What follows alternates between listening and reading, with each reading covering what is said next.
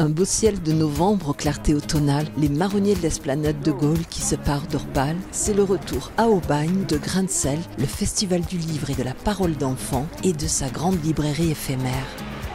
Cette année encore, près de 4500 élèves du primaire au lycée ont arpenté les allées du salon Scheherazade. Je suis venue avec ma classe au salon du livre.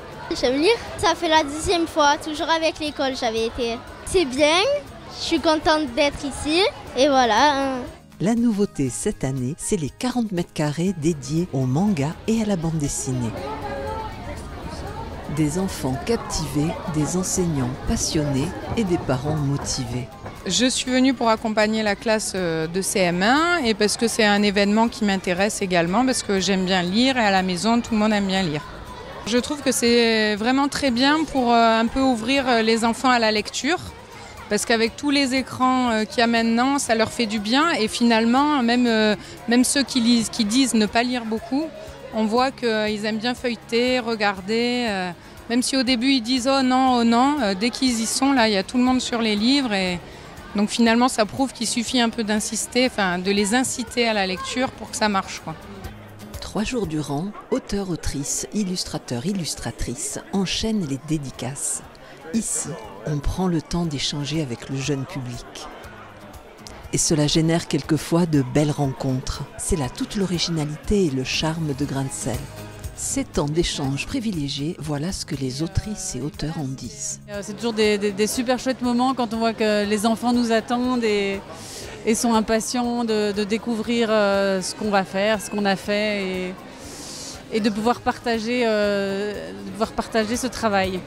Je suis très impressionnée par l'implication de toutes les classes qui ont lieu en amont du salon de dédicace où j'ai rencontré 6 classes absolument merveilleuses avec des maîtresses qui avaient très très bien préparé les élèves, une attention, un intérêt pour la lecture et pour les illustrations qui était assez magique.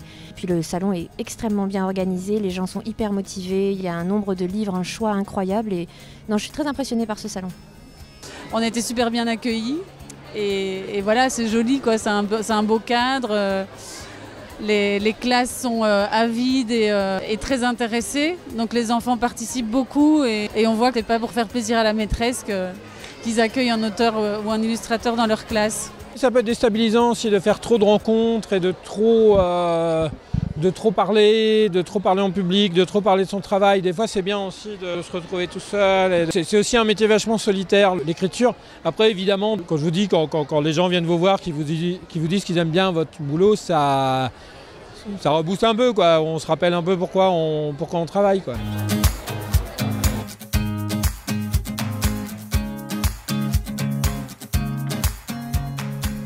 Des auteurs heureux qui n'hésitent pas à se livrer à des affrontements inventifs et désopilants face à un public hilar.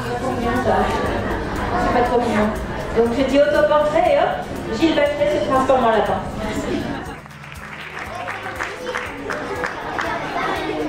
Alors, il vous reste 10 secondes.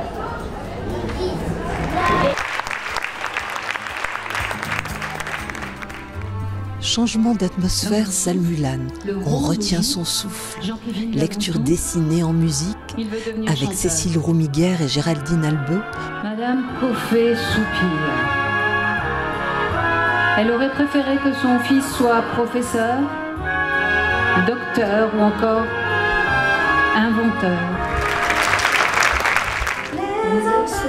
Lecture musicale par Raphaël Frière et le duo Aimé les Pierres. Des moments magiques. Alors on avance. Si l'on se donne la peine d'y croire, les 2 pieds plantés dans la terre, on décolle.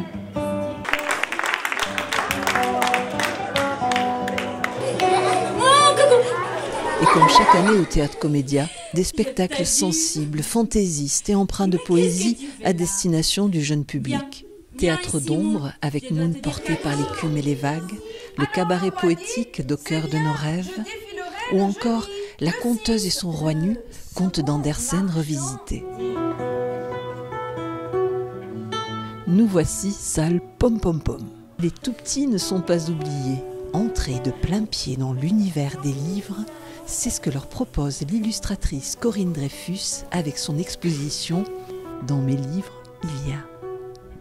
Grain de sel, c'est aussi le festival de la parole d'enfant. Et comme cette année, la Convention internationale des droits de l'enfant fêtait ses 30 ans, l'accent a été mis sur une foison d'ateliers visant à sensibiliser petits et jeunes à leurs droits, mais aussi à stimuler leur imagination et leur créativité. Les mots en images avec les idiomatiques, le cabinet de curiosité, le musée mobile des enfants artistes ou encore la galerie de l'objet transformé.